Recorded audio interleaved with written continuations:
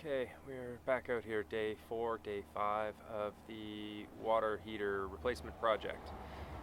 We hit a snag, and I was kind of aware that this was likely or possible when we started. The water tanks that we've chosen are 3 inches deeper than the originals.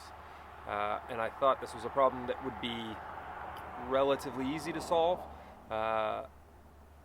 And still maintain the aesthetic and the quality that is there already. I'm not sure all of that's going to happen anymore. Here, I'll show you. Okay, let's brighten that up. So here is one tank. That's exactly where I want it to sit. The space over there is correct. It lines up with the drain holes already in the floor. It's good. So this is, and then the top one will obviously sit directly above, right? Same gap. So the problem we're going to run into is where that blue tank is, and I said this was going to be a problem, didn't I? That blue tank is directly in line with the, the coolant outlet pipes on the back of the tank, right? So that's, yeah, I think this fitting right here, right? What's that distance? That's going to line up right smack in the middle of that blue tank there.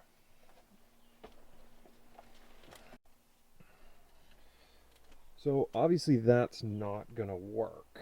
I can't leave it there where I've remounted it. I can try, so we could turn it 90 degrees and mount it back on the back wall, hopefully between the two fittings, right? So that essentially it would sit right there and the two fittings would come out either side of it. And I can orient one of them, both of them downwards, and that will work. It's definitely not ideal. I think we would have to, I think I would have to open, I think we would have to make that distance smaller. The distance between the tank and the wall, I think that would have to be smaller. I think we'd have to move the tank further back. I think we could do that by bending those brackets. I think they would probably still hold. So that's option the first. It's not my favorite, but it's one option.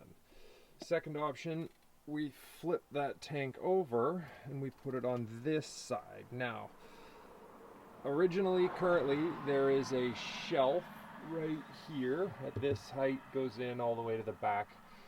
This is where cables and the like are stored.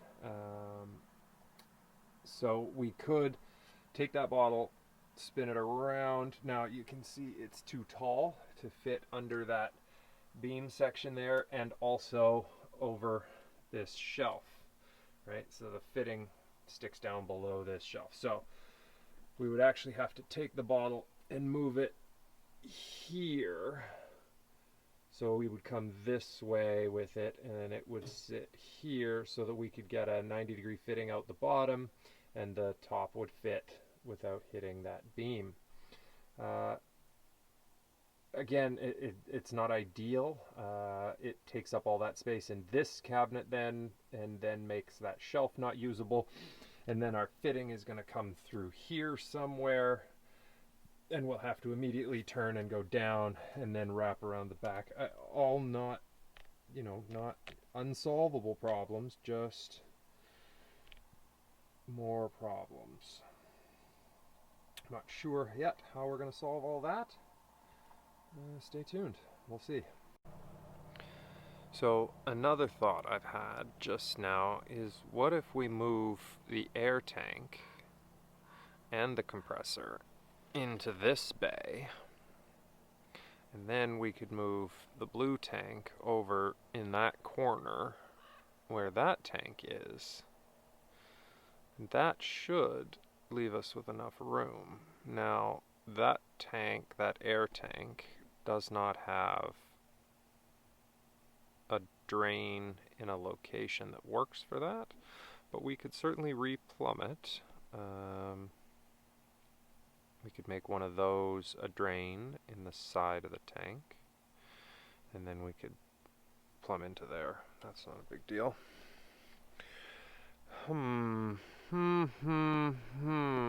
Decisions. Do we move all the air stuff into here? We'd have to change the direction of those air lines there. They'd have to loop back, which isn't great, but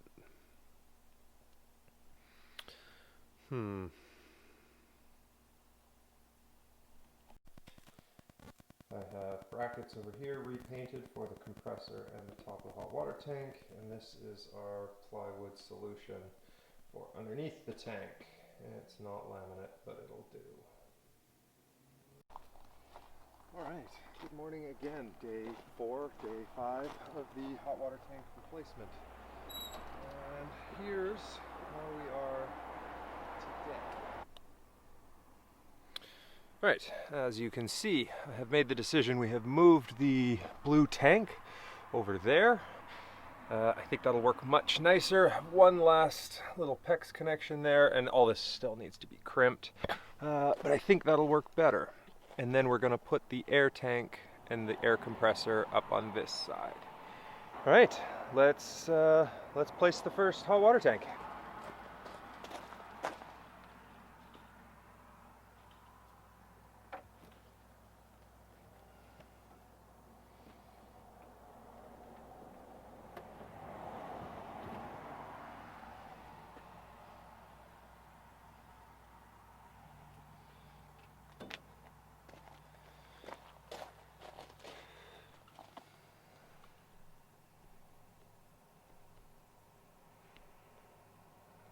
There we go. Maybe it's a lot of light coming off of that thing.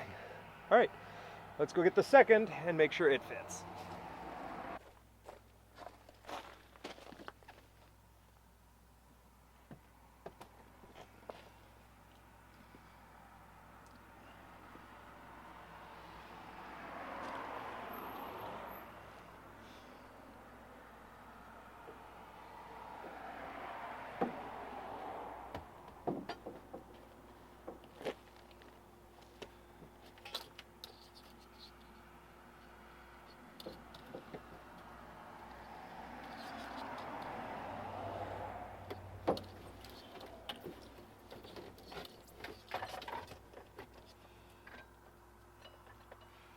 That is very tight.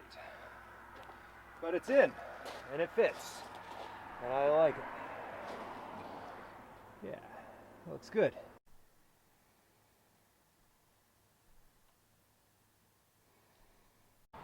Alright, so we can see we've got room for our drain hole there. Those two drain holes are for the blow-offs, so those have to get routed over to there. I haven't mapped that yet, but future problems. So, what can we see in here? So, we can see that there's not a lot of room back there. There's the two spigots. And you can see the other two down there. That's where the compressor used to live. The compressor is now gonna live right there. And that tank somewhere here as well.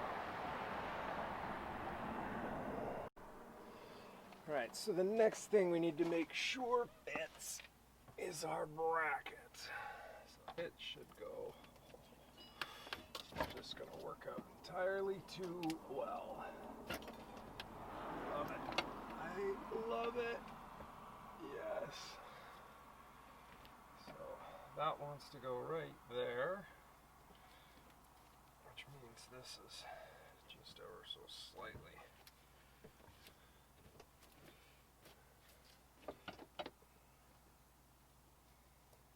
Yeah, I think that'll work just 5. So right there is the holes that we need to bolt this bracket to, and this bracket's going to line up right there, which is going to make all the things fit, which I am elated about. Okay, just a little more plumbing to do. We need to make the last piece for here. Right there. Gotta cut it right there.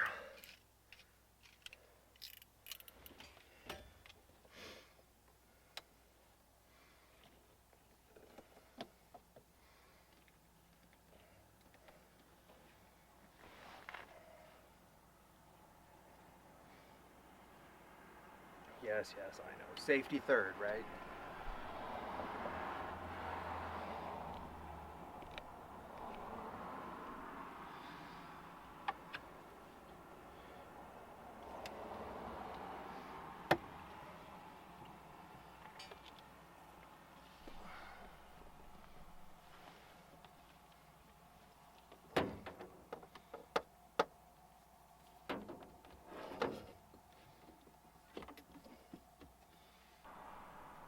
Okay, quick update. We have the freshwater, hot and cold, all plumbed.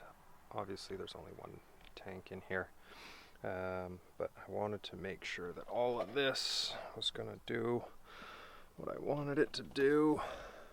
Oops, there we go.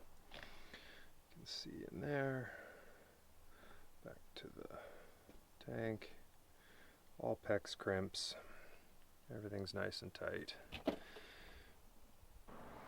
Okay, the second dry fit is done. We are in place, all the plumbing is ready. We just have to affix it to the floor and then drill the holes for the bracket at the top. Yeah, I think maybe we're gonna put some rubber between the two tanks. I just don't like the way the rivets right there are sitting on top of each other. I don't think that's going to last, and I don't think it's good. Okay, welcome back. So we've made some progress. We have the tank now installed, bolted to the floor, front and back. So that is its permanent final location. Exciting, right? Blue bottle has been mounted. I did find that the rivets were getting just a little close together between the two tanks, so I'm going to add a layer of this rubber mat Dad had in the garage. I think it's going to be a nightmare to install the tank without it all sliding around, so I'm going to give it just a little contact cement to keep it in place just while we're 3M, Super 90, stuff's amazing.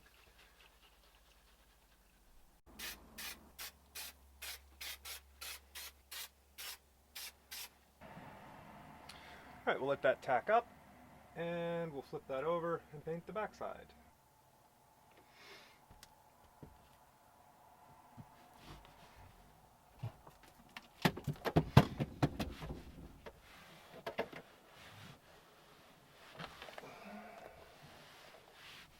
It doesn't have to be perfect.